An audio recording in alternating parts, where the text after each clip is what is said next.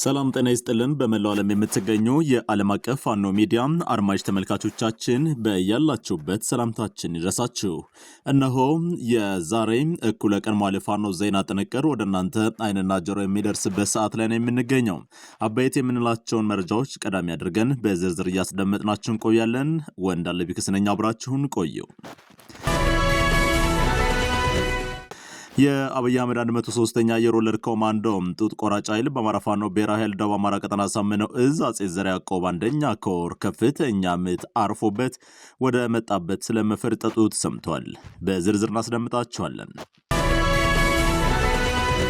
የአፋብኃ ምዕራብ አማራ ቀጠና ቴዎድሮስ እዝ የ109ኛ ኮር 99ኛ ክፍለ ጦር በደጋ ዳሞት ሻለቃ ከባድ ምት አርፎበት ከቀጠናውም ስለ ማፈግፈጉ ተሰምቷል። በአካባቢው ከፍተኛ ወደ ውጊያ የተደረገ ሲሆን በርካታ ድሎችም ተመዝግበዋል። በዝርዝር እናስደምጣቸዋለን። በሌላ መረጃችን በምዕራብ ጎንደር ዞን መተማ ወረዳ ሻሚት ቀበሌ ቧንቧ ተብሎ በሚጠራው አካባቢ ፋኖ ባደረገው ወደ ውጊያ ከፍተኛ የሆነ ድል ተቀዳጅቷል። በትላንት በስቲያ በተመሳሳይ በመተማ በተካሄደው አውደ ውጊያ ፋኖ ከፍተኛ ምት በማሳረፍ በአገዛዙ ኃይል ላይ ሰብአዊና ቁሳዊ ኪሳራ ማድረሱ የሚታወስ ነው። በዝርዝር የምንመለከተው ሌላኛው መረጃችን ነው። የአፋብኃ ምስራቅ አማራ ቀጠና ሚኒሊክ እዝም እንደዚሁ የዞብላምባ ክፍለ ጦርና የደጋው መብረቅ ኮር የጋራ ወደ ውጊያ ማድረግ በርካታ ድሎችን አስመዝግበዋል። በራያ ቆቦና በአካባቢው የተደረጉ የሚገኙ ትንቅንቆችም በድል የታጀቡ ናቸው። እነዚህና ሌሎች መረጃዎችን በዝርዝር እየነገርናችሁ ቆይታ እናደርጋለን። እስከ ፍጻሜው ድረስ አብራችሁን እንድትቆዩ በድጋሚ ጋበዝኳችሁ። መልካም ጊዜ። ወደ ቀዳሚው ዝርዝር መረጃችን እንሸጋገራለን። የአማራ ፋኖ ብሔራዊ ኃይል ደቡብ አማራ ቀጠና ባደረገው ትንቅንቅ ከፍተኛ ጀብዱ አስመዝግቧል። የደቡብ አማራ ቀጠና ሳምነው እዝ የተለያዩ አውደ ግንባሮችን በመክፈት ባደረገው ትንቅንቅ በአገዛዙ ኃይል ላይ የበላይነት በመውሰድ ድል አስመዝግቧል። የአብይ አህመድ 103ኛ የሮለር ኮማንዶ ጡት ቆራጭ ኃይል በአማራ ፋኖ ብሔራዊ ኃይል ደቡብ አማራ ቀጠና ሳምነው እዝ የአጼ ዘርዓ ያዕቆብ አንደኛ ኮር 7 ክፍለ ጦር ድባቅ ተመቷል። የአብይ አህመድ አገዛዝ አጼ ዘርዓ ያዕቆብ አንደኛ ኮር 7 ክፍለ ጦር አናብስቶች አሉበት ወደ ተባለው ዘልቆ በመግባት ከበባ ለማድረግ ቢሞክርም በክንደ ነበልባሎቹ ሙትና ቁስለኛ ሆኗል። የአጼ ዘርዓ ያዕቆብ አንደኛ ኮር 7 ክፍለ ጦር በዛሬው ዕለት ማለትም ህዳር 27 ቀን 2018 ዓ.ም በኤፍራታና ገደም ካራ ለጎማ ቀበሌ አገዛዙ ከፋኖ ጋር ባደረገው ውጊያ ባሳመነው ክንደ ነበልባሎቹ አከርካሪውን የተመታው የአብይ አህመድ ወንበር አስጠባቂ የመከላከያ ሰራዊት የፋኖን በትር መቋቋም ሲያቅተው በመመለስ ላይ ያለ አቶ ምሻው ከፈለኝ የተባለን አርሶ አደር የግብርና ስራውን እየከወነ ባለበት ሰዓት በግፍ ረሽኖት ሄዷል ተብሏል። በመሆኑም የአብይ አህመድና የብልጽግና ወንበር አስጠባቂ ኃይል በአማራ ህዝብ ላይ ያሳየ ባለው ጥላቻ ዛሬም እንደ ትላንቱ የፖለቲካ ምንነት የማያውቁ የአማራን ህዝብ የአማራ ፋኖች ጋር ፊት ለፊት መግጠምና መፋለም ሲያቅተው ንጹሐኑን ባገኘበት አጋጣሚ እየረሸነ ይገኛል። የአብይ አህመድ አማራ ለማጥፋት የቀን ተቀን ስራም ስለሆነ መላ የአማራ ህዝብ የነን አርመናዊ ስራ ነቅቶ እንዲከታተልና ነቅለን እስከምንጥለው መላው ህዝባችን ባለበት ጥንቃቄ እንዲያደርግ ሲል እዙ ጥብቅ ማስጠንቀቂያ ልኳል። መዳረሻው ድልና ነጻነት የሆነው የአማራ ህዝብ የህልውና ተጋድሎ ተጠናክሮ ይቀጥላል ሲል መረጃውን ያደረሰው የአማራ ፋኖ ብሔራዊ ኃይል ደቡብ አማራ ቀጠና ሳምነው እዝ አጼ ዘርዓ ያዕቆብ የህዝብ ግንኙነት ኃላፊ አርበኛ አማረ ታዘዘ ነው። በዚሁ ወደ ሌላኛው መረጃችን እንሸጋገራለን። የአፋብኃ ምዕራብ አማራ ቀጠና ቴዎድሮስ እዝ የ109ኛ ኮር 99ኛ ክፍለ ጦር በደጋ ዳሞት ሻለቃ ከባድ በትር የተናደደው የብርሃኑ ጁላ ሰራዊት በየሄደበት ቀጠና ያገኘውን ሀብትና ንብረት እያወደመና እየዘረፈ ይገኛል። ከነዚህም ውስጥ የሰቅላና የደልሙ ጤና ጣቢያዎችን ሀብትና ንብረት የዘረፈ ሲሆን በተጨማሪም ፈንት የታረቀኝ የተባለን ግለሰብን በአሰቃቂ ሁኔታ ገለዋል። እንስሳትን ገለዋል። የገበሬውን እህል አቃጥለዋል። የልብስ የጫማና የሸቀጣሸቀጥ ሱቆችን ዘርፎ ሄደዋል። የአገዛዙ ኃይል ይህንን ድርጊት የፈጸመው ዛሬ ብቻ ሳይሆን በተለያዩ ጊዜያት እንደዚሁ በሁሉም ማዕዘናት በርካታ የንጹሃን ንብረቶችን በማውደምና በመዝረፍ የህዝብ አለኝታነቱን ሳይሆን በህዝብ ዘንድ የፈጠረውን ጥላቻ እየገለጸ ይገኛል።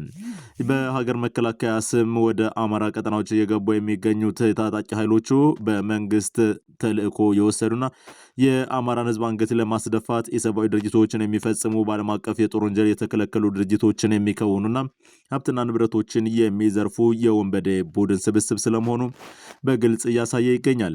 ይህም በጎጃም የሚገኙ የጤና ጣቢያዎችን በማውደምና በመዝረፍ ብቻ ሳይሆን ከዚህም በከበረ ሁኔታ የሚገኘውን የሰው ልጅ ህይወትም መጫወቻ እስከሚሆን ድረስና በዘግናኝ ሁኔታ በመግደል ነው የጭካኔ ጥጋቸውን እያሳዩ የሚገኙት። በሁሉም ቀጠናዎች እንደዚህ አይነት ተመሳሳይ ድርጊቶች እየተፈጸሙ ሲሆን የአገዛዙ ኃይል የሚፈጽመውን ግፍና መከራም ለዓለም አቀፉ ማህበረሰብ ለማስረዳት የሚዲያ ባለሙያዎችና በውጭ የሚገኙ የዲያስፖራ ማህበረሰብ የሚጠበቅባቸውን ኃላፊነት እንዲወጡ ጥሪ ቀርቧል። በዚሁ ወደ ሌላኛው የግንባር መረጃችን እንሸጋግራለን። በጎንደር ግንባር በተለያዩ ቀጠናዎች ከፍተኛ ወደ ውጊያ እየተደረገ ሲሆን በርካታ ድሎችም ተመዝግበዋል። እጅን በአፍ የሚያስጭን ጀብዱ በተፈጸመበት በመተማ ቀጠና ከ100 በላይ የአገዛዙ ኃይል ሞት ሲሆን እንደዚሁ ቁስለኛውንም ይዞ ከቀጠናው ስለመፈርጠጡና የአገዛዙን ወታደራዊ ቀጠናዎች በፋኖ ቁጥጥር ስር እንደሚገኙ መዘገባችን ይታወሳል።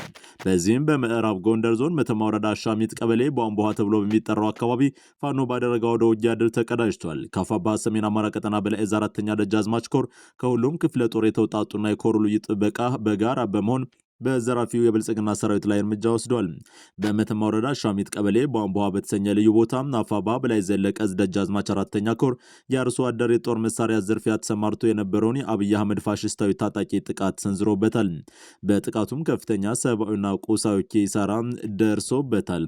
ከዚህም ባሻገር በአካባቢ እየተደረጉ የሚገኙ አውደ ውጊያዎች በድል የተጠናቀቁ ሲሆን ከትላንት በስቲያ በተመሳሳይ በዚሁ በመተማ ቀጠና በተደረገው እልህ አስጨራሽ ውጊያ ከ100 በላይ የአገዛዙ ወታደሮች መገደላቸውን መዘገባችን ይታወሳል። የአማራ ፋኖ ብሔራዊ ኃይል ሰሜን አማራ ቀጠና የበላይ ዘለቀ እዝ 4ኛ ደጃዝማች ኮር የህዝብ ግንኙነት መምሪያ ኃላፊ የሆነው አርበኛ ባንዲራው ግርማይ ከዓለም አቀፍ ፋኖ ሚዲያ ጋር በነበረው ቆይታ በአካባቢው የነበረውን ትንቅንቅ፣ የተገኙ ድሎችና ውጤቶችን በተመለከተ ዝርዝር ሁነቶችን አጋርቶናል። በቀጣይ ስልክ መስመራችን ላይ ነው የሚገኘው የደጃዝማች ኮር የህዝብ ግንኙነት መምሪያ ኃላፊ አርበኛ ባንዲራው ግርማይ እንደምናለህ። ለአድማጭ ተመልካቾቻችን በሱ ቀጠና ያሉ አውደ ውጊያ ውሎች ምን እንደሚመስሉ እንድታደርስልን ነው የገባው። በቅድሚያ አክብሮታዊ ምስጋናዬን እያቀረብኩ መረጃውን ማጋራት መጀመር ትችላለህ። አመሰግናለሁ። ባንዲራው ግርማይ የአማራ ፋኖ ብሔራዊ ሰሜን አማራ ቀጠና በላይ 4ኛ ደጃዝማች ኮር ህዝብ ግንኙነት መምሪያ ኃላፊ ነኝ። እንግዲህ እንደ 4ኛ ደጃዝማች ኮር ሰሞኑን ከፍተኛ የሆነ ተጋድሎ እያደረገ ነው የሚገኘው። በተለያዩ ቦታዎች በተለይ ይህ ጠላት ከሁሉም ቦታ የተውጣጣ ኃይል በጣም በከፍተኛ ደረጃ ላይ ወደዚህ አካባቢ ወደ በረሃማ አካባቢው አስገብቷል። ይህን ኃይል ደግሞ በዋናነት እንግዲህ ኃይል ወደዚህ የተንቀሳቀሰበት ምክንያት አንደኛውና ዋናው ባለፈው የነበረውን ስብሰባ የማስቆም ፍላጎት ነው ያለው።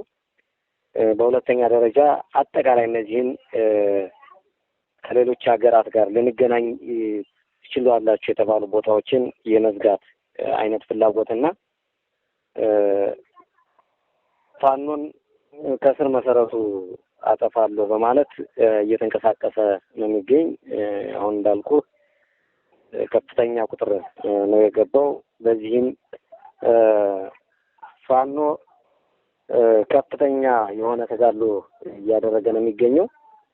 ኮሩም በተመሳሳይ ጥሪ አስተላልፏል። በአጠቃላይ በተቀናጀ አግባብ ሁሉም ክፍለ ጦር ባሳተፈ መንገድ ወደ እርምጃ መጀመር እንዳለበት የስልጠናው አንዱ አካልም የተሰጠው አቅጣጫ ይህ ስለነበረ በበላይ አመራሮች በአርበኛ ሀብቴ ወልዴና በሻለቃ ሲሳይ አሸብር በባለፈው እንሰለጥን የሰነበነው ከቀጣይ አቅጣጫዎች አንዱ የተያዘው ይሄ ነው። ሁሉም ወደ አንድ ማዕከል ገብቶ በዚህ ጠላት ላይ እርምጃ የመውሰድ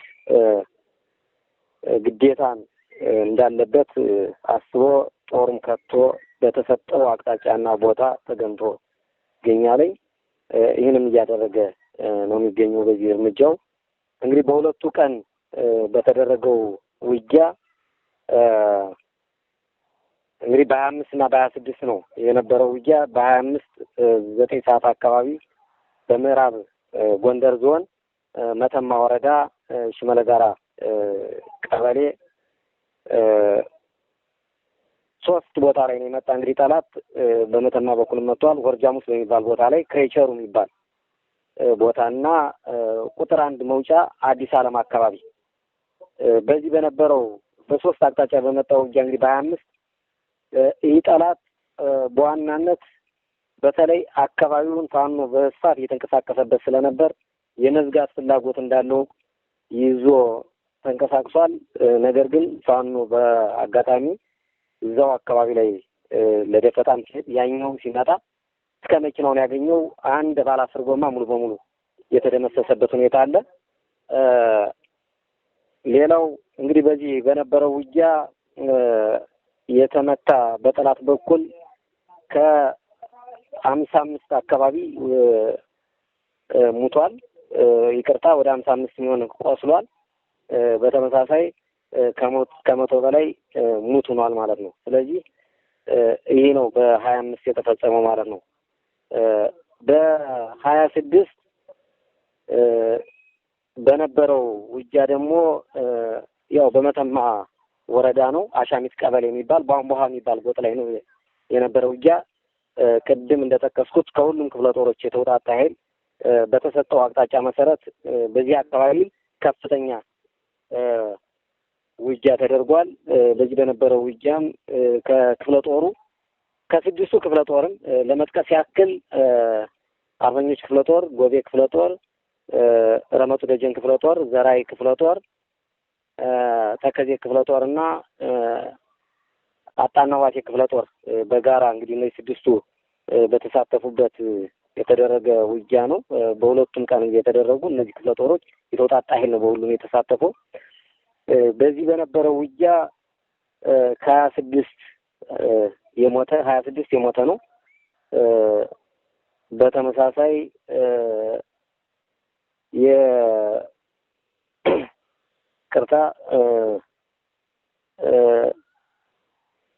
በዚህ በነበረው ውጊያ 19 የሞተ 26 ይቅርታ እንግዲህ የቆሰለ 19 የሞተ 26 ሆኗልኝ። ይሄ ኃይል ተመቶ ሙሉ በሙሉ ቦታውን በፋኖ ቁጥጥር ተደርጓል ማለት ነው። አሁን የሚገኘው ቧንቧሃ የሚባለውን አስለቅቀው ወደ አሻሚት አስገብተውታል። ቧንቧሃ የሚባለውን የምሽግ ቦታ ላይ ፋኖ ተቆጣጥሮት ይገኛል። ይሄ ነው እንግዲህ ያለው ነገር። ከዛ ውጭ በሁለተኛ ደረጃ ዘራፊ የሚባሉ በተለይ ከመንግስት ጋር እጅና ጓንት ነው የሚሰሩ አካላት አሉ። እነዚህ አካላት ላይ እርምጃ መውሰድ ተጀምሯል። ሰሞኑን ሞገስ የሚባል ቦታ ላይ የአርበኞች ክፍለ ጦር በወሰደው በ25 ማለት ነው በወሰደው እርምጃ አንድ ሲቆስል 4 እጅ ሰጥተዋል። ማህበረሰብ የሚያንገላቱ የሚዘርፉ የሚሰርቁ ናቸው። እዚህ ላይ እርምጃ ተወስዷል። ይህንም ጭምርት እንደምናስቆምበት ስላወቀ ከመንግስት አንድ እግራቸው ከመንግስት ጋር ነው ስለሆነ የሚሰሩ አረንጓዴ ለባሽ ሌቦችና ዘራፊዎች ስለሆኑ እነዚህ ላይም እርምጃ እየተወሰደ ይገኛል። አሁንም ፋኖ በሙሉ አቅሙና በሙሉ ስነልቦና ይገኛል። በእኛ በኩል ምንም አይነት ጉዳት የለም። ያለው ይሄ ነገር ነው። አመሰግናለሁ። ባንዲራው ግርማይ እጅግ አድርገን እናመሰግናለን። በቀጠናው ያለው ሁኔታ ዝርዝር ለአድማጭ ተመልካች ስላደረስክልን መልካም ጊዜ ይሁንላችሁ። በርቱ በያላችሁበት። እናመሰግናለን። ወደ ሌላኛው መረጃችን ተሸጋግረናል። ውድ አድማጭ ተመልካቾቻችን በትግል ውስጥ የተሰገሰጉ ሰርጎ ገቦች መጽዳታቸው ትግሉን አንድ እርምጃ ከፍ እያደረገው ይገኛል። በአማራ ፋኖ ህዝባዊ ድርጅት አፋሕድ የተሰገሰጉ የብአዴን ተልዕኮ አስፈጻሚዎች ለህልውና ትግሉ መሰናክል ሆነው ቆይተዋል። በተለይ በደቡብ ጎንደር በነቀለም ወርቅ ምህረቴና ይርጋ ሲሳይ ተመርጠው የገቡ የብአዴን ሰዎች በፋኖ ትግል ውስጥ ጉልህ ድርሻ የነበራቸው የፋኖ አመራሮችን በማስገደል ግዳጃቸውን ተወጥቷል። በጋይንት ሰርገ ገቡት እነ ማስረሻ ሰርጤ አርበኛ ከፍ ያለው ደሴን በሴራ ካስገደሉና ሰራዊቱን ከበተኑ በኋላ ወደ ቀድሞ ቤታቸው ተመልሰዋል። የእነዚህ ሰዎች ከአፋሕድ መውጣት በቀጠናው ላለው ፋኖ ትልቅ መነቃቃትንም ፈጥሯል። ከቴዎድሮስ ቀኝ እጅ በገብርዬ ቀይ የሚንቀሳቀሱት የአፋሕድ ጎንደር ጠቅላይ ግዛት እዝ 206ኛ ኮር በጠላት ላይ በወሰዱት የተጠና ደፈጣና የጨበጣ ውጊያም ቁጥሩ በውል ያልታወቀ ሰራዊት ሙትና ቁስለኛ ሆኗል። በደቡባዊ ጎንደር ቀጠና ብቻ ሳይሆን በወሎና በሸዋ መጋጠሚያ አካባቢዎች የአፋር ሸዋ ጠቅላይ ግዛት እዝና የአፋብሃ አማራ ቀጠና አሳምነው እዝ እንደዚሁም የምስራቅ አማራ ቀጠና ሚኒልክ እዝ በቀጠናው የጋራ ኦፕሬሽኖችን በማድረግ ድል እየተቀዳጁ ነው። ይህም የቅድመ አንድነት ስራዎችን የተቀላጠፉ እንዲሆኑና ውጤታማ እንዲሆኑ ያስችላቸዋል እየተባለ ነው የሚገኘው። በሁሉም ቀጠናዎች የሚገኙ የአፋብሃና የአፋሕድ አመራሮችም የአንድነት ውይይቶችን እያደረጉ ሲሆን ወደ መጠናቀቁ ስለመድረሱና ተስፋ ሰጪ ውጤትም እየተመዘገበባቸው ስለመሆኑ የወጡ መረጃዎች ይገልጻሉ።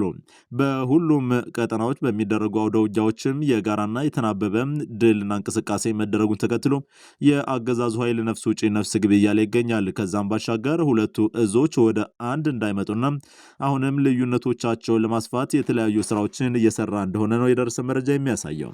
የፋኖ መሪዎችም በብልጥነትና በአርቆ ሀሳቢነት እነዚህ ክፍተቶችን ለመድፈንና የአማራን ሕዝብ ፍላጎትና ጥቅሞች ለማስከበር በአንድነት በመሰለፍ አንድ የጋራ ቤት እንዲገነቡ ከህዝቡም ከፋኖ ደጋፊዎችና ተቆርቋሪዎችም ጠንካራ ጥያቄ እየቀረበላቸው ይገኛል።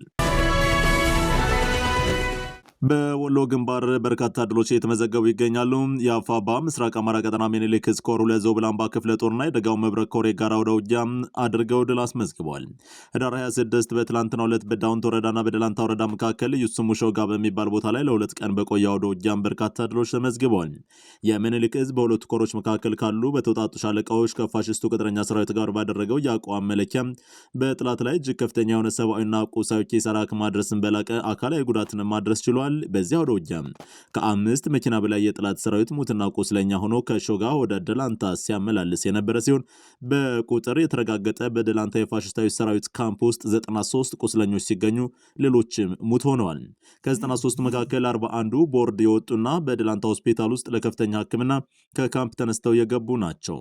ለ2 ቀን በፈጃ ወደ ውጊያ ፋሽስቱ ስርዓት ሞርተርና ዙ 23ን እንደ እጅ በእጅ ክላሽ መሳሪያ ያክል የተጠቀመ ሲሆን በዳውንት ወረዳ ውስጥ ሲቪል ማህበረሰቦችን ጨፍጭፏል። አንዲት መነኩሴና 2 አርሶ አደሮችን 3 ንጹሃኖችን ህይወት ቀጥፏል።